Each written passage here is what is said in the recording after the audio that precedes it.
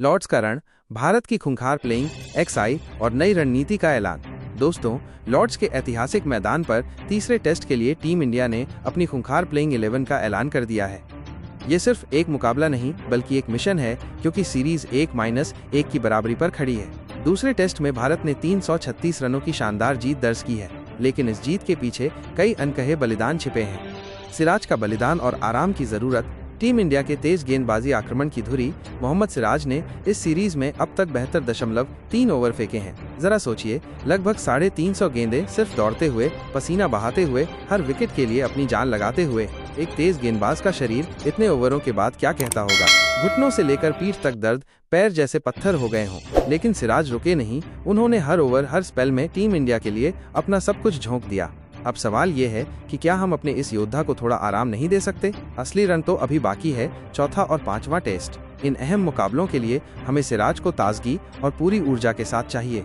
Arshdeep Singh, Lord's में नई उम्मीद। अगर सिराज को आराम दिया जाता है तो उनकी जगह कौन लेगा? यहाँ एक नाम है जो नई उम्मीद जगाता है, अर्शदीप सिंह। ये बाएं हाथ के स्विंग मास्टर लॉर्ड्स की ढलान को बखूबी समझते हैं, हवा में गेंद को नचाना जानते हैं और इनकी गेंदबाजी में एक ताजगी और सरप्राइज फैक्टर है। अर्शदीप आईपीएल में बड़े से बड़े बल्लेबाजों को आउट करने की अपनी क्षमता दिखा चुके हैं। जरा कल्पना कीजिए, लॉर्ड्स की पहली गेंद, सामने इंग्लिश ओपनर और अर्शदीप की एक जादुई इन स्विंगर। क्या नजारा होगा ना? क्या ये पल अर्शदीप को उनकी पहली टेस्ट कैप दिलाएगा? बुमराह की वापसी, बल्लेबाजों की आंखों में डर। दूसरे टेस्ट में आराम करने के बाद जसप्रीत बुमराह अब लॉर्ड्स के लिए पूरी तरह तैयार हैं, तरोताजा, फिट और गुस्से से भरे हुए। बुमराह जब थके हुए होते हैं तो बल्लेबाज चैन की सांस लेते हैं, लेकिन जब वो आराम के बाद लौटते हैं तो उनकी आंखों में डर साफ दिखाई देता है। उनकी वापसी का सीधा मतलब है प्रसिद्ध कृष्णा का बाहर जाना तय है। कृष्णा ने एजबेस्टन में काफी रन लुटाए और उन्हें दोनों पारियों में सिर्फ एक विकेट मिला। ऐसे में बुमराह का वापस आना भारत के लिए एक बहुत बड़ा सकारात्मक बदलाव है। स्पिन का पेंच, कुलदीप यादव या वॉशिंगटन सुंदर?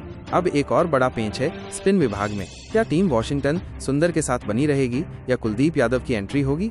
कुलदीप ने अपने 13 टेस्ट में अब तक 56 विकेट लिए हैं और इनमें से 21 विकेट सिर्फ इंग्लैंड के खिलाफ। यानी कुलदीप के सामने आते ही इंग्लिश बल्लेबाजों की आंखों में डर लौट आता है। दूसरे टेस्ट में वॉशिंगटन सुंदर को बल्लेबाजी की गहराई के लिए खिलाया गया था, लेकिन जब टॉप ऑर्डर रन बना रहा है तो क्यों न गेंदबाजी को और मजबूत किया जाए। कुलदीप यादव की चाइनामैन स्पिन में वो चालाकी है जो रूट से लेकर बेन स्टोक्स तक किसी को भी फंसा सकती है।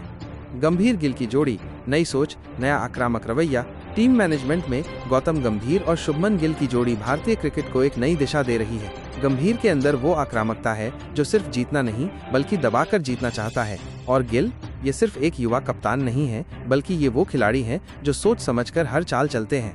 इन दोनों की जोड़ी अगर अर्शदीप और कुलदीप जैसे नामों पर भरोसा जताती है तो समझिए लॉर्ड्स में टीम इंडिया कुछ नया लिखने वाली है। ये सिर्फ एक टेस्ट नहीं बल्कि इतिहास रचने का मौका है। लॉर्ड्स में सिर्फ मैच नहीं होते, वहाँ कहानियां बनती हैं, लेजेंड्स खड़े होते हैं और हार जीत से ज्यादा वहाँ तय होता है कौन याद रखा जाएगा।